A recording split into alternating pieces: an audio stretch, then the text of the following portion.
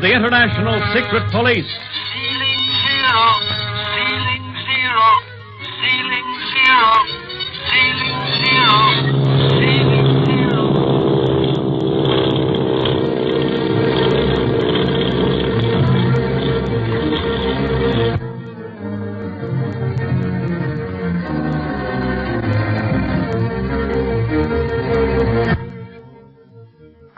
In the first episode, you remember, Clint Barlow, brilliant young operator of the International Secret Police, was called to his chief's headquarters for details of a new case concerning the activities of the Octopus, the most dangerous criminal alive.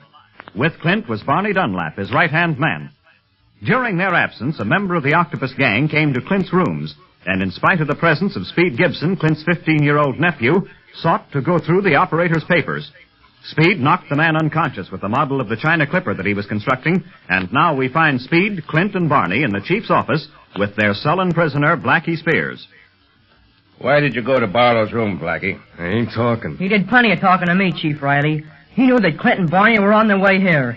Said our telephone wires had been tapped, and he'd heard you talking to Clint. And he arrived shortly after Clint and Barney left, huh? Yes, sir. Well, that means he must have been in the same building. Maybe he took a room there, too. But why? Why was my phone line tapped? How did he know anything was in the wind? The Octopus has ways of knowing things, Clint, almost before anyone else knows about them. Blackie, it'll be a little easier on you if you'll tell us what you know. You're in the secret police. Supposing you find all that out for yourself. Let me smack him one, Chief. No, Barney. Keep your fist to yourself. We'll keep Blackie Spears with us for a while. Maybe he won't talk to us, but neither will he be able to talk to his gang or be able to get word to the Octopus as to what's happened. You can't keep me here. No, can't we? You force an entrance into my rooms, admit to my nephew that you tapped my phone wires, then you go through my private papers. We can keep you here, all right. Yeah? Well, if it hadn't been for that kid slugging me with his aeroplane, you guys never would have touched me. I'll get you for that, Speed Gibson. You just try anything, and I'll sock you again. Threats to Speed aren't going to help you any, Blackie. Take him out, Barney. Tell Kelly to put him in solitary. Yes, sir. Come on, tough guy. You can't do this to me, I tell you. The gang will rub you out. Ah, save your breath. We don't spare you. Well, I guess that takes care of Blackie Spears, all right. Yeah, thanks to you, Speed. If you hadn't used your wits, he'd have gotten away or perhaps shot it out with Clint and Barney when they returned before he expected them. That's right, Chief Riley. And all because Barney forgot his hat. Well, he made me sore. Going through Clint's papers like that. And the secret police books I've been studying say that you should never give a criminal an even break. Something to that effect, Speed. The idea is that the criminal never gives the detective a chance, so it's better to capture him first, disarm him, and then start talking. I sure smashed my China Clipper on his head. Didn't do his head any good either. Has a lump on it about the size of an egg. Speed, how would you like to fly in the real China Clipper? The real Clipper? Oh, gee, Chief. Honest? Now, wait, now, hold on there, Speed. Now, what do you mean, Chief? Well, you remember I said something over the phone about using Speed on this job, Clint? Mm-hmm. And I said no. Oh, Clint. Supposing you hear the whole story before making a decision, Clint. Our Far East operator sent word by code that the Octopus has reared his ugly head in China. Hong Kong, to be exact. What's his racket this time? Smuggling. Dope and natives. Running dope in and natives out. Doing it on a wholesale scale. His enormous and very effective organization makes his illegal business a lot safer than most legal businesses. And far more profitable. And the best way to combat the evil is at the source. China. Mm-hmm. You want Barney and me to break it wide open, huh? Yes. You're to take the next clipper ship. It leaves day after tomorrow. I've already reserved passage for you. You proceed to Hong Kong at once. Good. Doesn't give us much time, but I've done more and less. Lucky, though, you reserved the passages. Yes, for you, Barney, and Speed. Oh, boy. Now, listen, Chief. Now, Speed doesn't fit into this picture. I wouldn't think of taking him into that hotbed of danger. He's already in it, Clint. I said before that the Octopus has ways of knowing things. Perhaps he already knows of Speed's part in Blackie's capture. Once you leave for China, no matter where you may send your nephew, his life will be in actual danger. Well, that's true. On the other hand, the Octopus will never dream that he's traveling with you. In fact, he can have no knowledge that you're crossing on the China Clipper. And this is where your uncanny knowledge of makeup may bring you close to the Octopus. Oh, you mean I should use a disguise? Huh? Well, you've never been yourself on any job you've undertaken. That's been one of your secrets of success. No criminal knows how the real Clint Barlow looks except Blackie Spears. And his knowledge won't do him any good for a long time. That's right, Clint. You know more about makeup than any actor. Well, you can change your whole appearance by just adding a little to your nose, or changing your eyebrows, or taping your eyes. Yes, the stage lost an excellent actor. And the secret police gained its best operator. But I not only want you to travel under an assumed face and personality, Clint, but Barney and Speed as well. No one is to know who you are. Your safety lies in your lost identity. Well, it's an old story to me, Chief, but as for Speed here, Please let me know. go, Clint. I can help out in all sorts of ways. I'm counting on you, Speed. Your quick thinking in Blackie's case convinced me that you can help us in the capture of the Octopus. You'll never be in the front line, so to speak. That'll keep him out of actual danger, Clint. But you, as a boy, will be able to see and learn things that an adult cannot. You bet I will. Oh, gee, Clint. Can I go? Can I? Well, after what Chief Riley has said about the danger of leaving you here, and if I can use makeup on you, all right. Yes, you can go. I can't see anything else now. Whee! Oh, boy, what an adventure this is going to be. Not an adventure, Speed. But hard, dangerous work. The odds are tremendously against capturing the Octopus. But you can't fail. And now, I have here full details as to the course I've laid out for you, Clint. Oh, but first I must swear Speed into the International Secret Police. Are you ready to take the oath, Speed?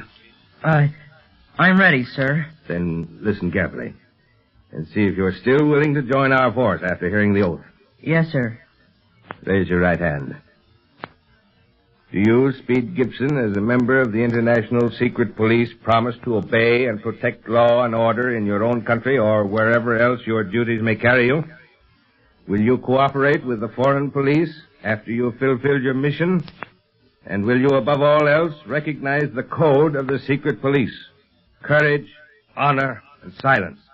And not betray it in any manner whatsoever? I promise, sir. You've bitten off a large hunk there, fella.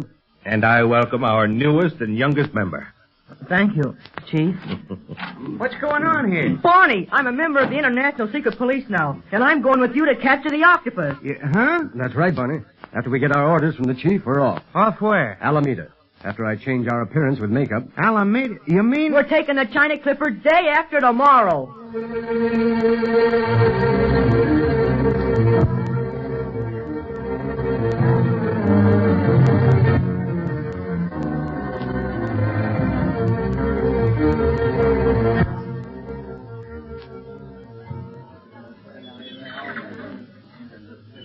Well, there's the Clipper, Speed. Isn't it a beauty?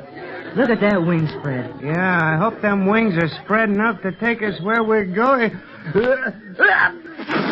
Oh, doggone this mustache. What's the matter, Barney? Oh, this phony misplaced eyebrow you stuck on my upper lip tickles.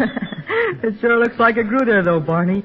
And that squint that Clint gave you, I'd never know you in a million years. Yeah, well, I wouldn't know you either. What with them specs you're wearing and the way Clint made your nose thinner by shading it with grease paint, you look real studious. Not like the guy that knocked Blackie over the head with a clipper model. And Clint looks kind of foreign, don't he? With his hair dyed black and curled.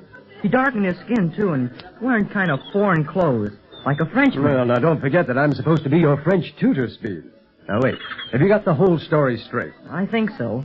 Barney here's supposed to be my dad. We're from Texas. Yeah? He's kind of rich from his oil wells and wants me to grow up a gentleman. And you're supposed to help make me one, teaching me French and manners. The whole thing's crazy, if you ask me. Yeah, but nobody's asking you. You just stick to that story. What's your name? Now I know you're crazy. Oh, not your real one, your assumed name. Oh, Fletcher, Jim Fletcher. And Speed here is Earl. Earl Wells, get it? Yes, and I'm Pierre Dorset. Now, I'm going to speak with a very slight French accent. And you'd better use a drawl, Barney. What should I use? Oh, you talk as you always do, Speed. It'll be safer because you're not as old in the game as we are. You might forget to keep up an accent. Well, anyhow, you're getting an education from your French tutor and by traveling around the world. Hot ziggity. Oh, now don't say things like that. In fact, the less you say in public, the better. Kind of carries out the student idea. Yeah, you're supposed to be thinking instead of talking. Say, they're winding up the Clipper motors.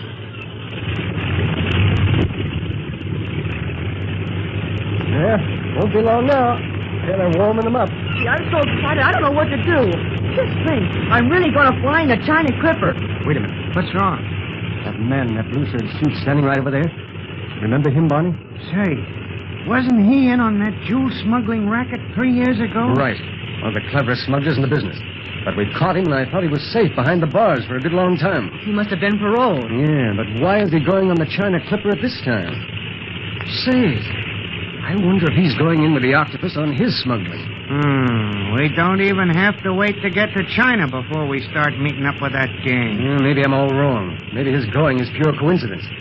And then again, maybe not. You think he'll recognize you and Barney, Clint? No, Steve. Our disguises are entirely different. On the board for the China Clipper.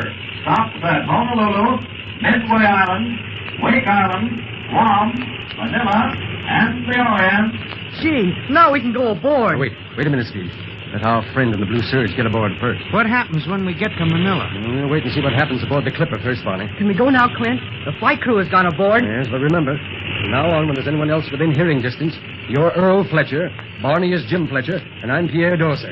You got it? Yes, Monsieur Dorsey. Monsieur Dorsey. Now, watch yourself. Here come some other passengers, and... Hey, wait a minute. What do you see? That man in the blue serge suit. He's talking to that little guy in the checkered suit. Yeah, and they're looking straight at us. Clint, that guy has spotted us. He's recognized us. They're going to keep us from getting aboard. He's calling that policeman. Come on, we've got to make it.